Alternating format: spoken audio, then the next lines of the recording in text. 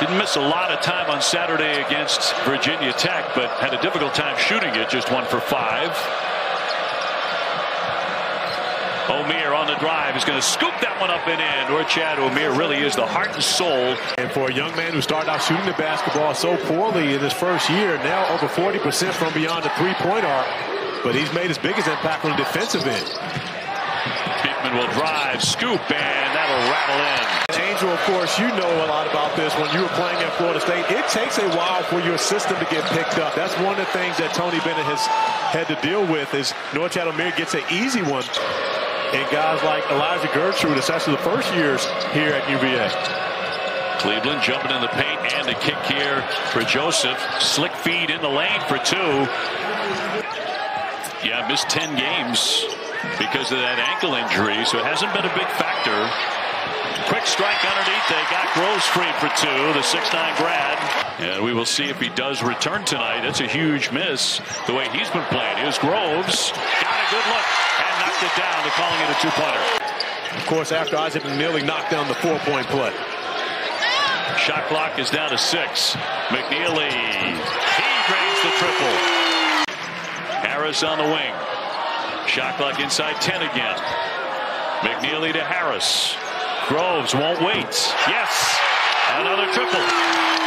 Who hardly miss. They absolutely have 2 guys who are knockdown shooters in McNeely and Groves.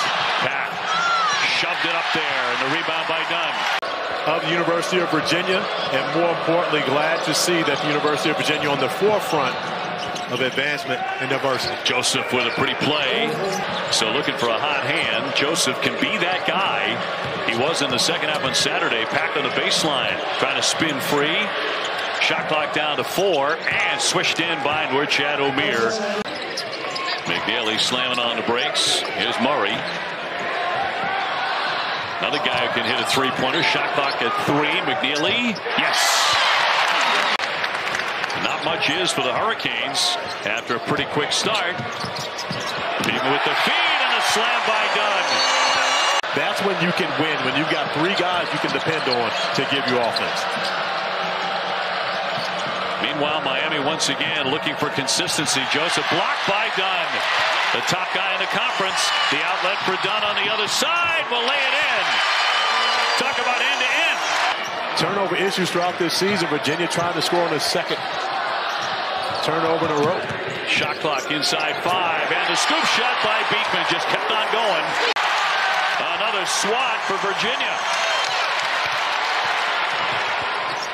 Beekman finds a man open. It's Murray sticking it from 3-point land. And we'll get a second effort cross court. Here's Poplar and swishes in a 3-pointer they desperately needed. Joseph, shot clock to 6. Slithers that pass to Omier. He'll kick it back for Pat.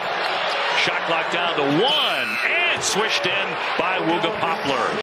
Stretch out every possession as long as they possibly can. They'll use the majority of this 30-second shot clock and then end up getting a good bucket, an easy bucket like that from Reece Beekman. Already multiple turnovers for the Hurricanes. How about this? 3 minutes into the second half, and Miami averaging 80 points a game. They've got 17 and finally get their first basket of the second half.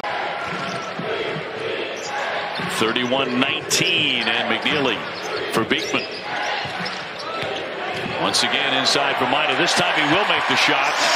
I think I can call it whatever I want. Touche, my friend. A block by Dunn. Miami has all of 19 points, more than 5 minutes into the second half.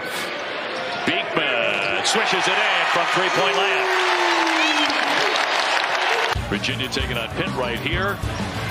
John Paul Jones Arena at 7 Eastern. And Boston College hosting Louisville. There's Dunn with the slam. Up and over everybody. On the other end, it's Reece Beekman to Ryan Dunn. Another highlight. 47% beyond the 3-point line. Downstairs and the slam by Norchad Omier, but just not enough of that tonight for the Canes. Not by a long shot. Well, the Canes now have to find a way to just some stops on the defensive end to see if they can turn it into points. Jim Larinagas told us earlier today how his team's offense affects them on the defensive end. And if they can see it go through the basket, Akil Mitchell is the patriarch of this program. Pack pulls up and pops. That clangs away. And a tough rebound there by Omier, and he'll draw the foul too. So he's at the line looking for a three-point play. So Virginia just 38 seconds away from going to 13-0 at home this season. Gertrude down the lane, flipped it up after losing it and laid it in. Saving the bench guys. Going to make the highlight reel tonight for Virginia. That was about to be a highlight because Elijah Gertrude may be the best athlete on the floor, and he was ready to launch on that possession.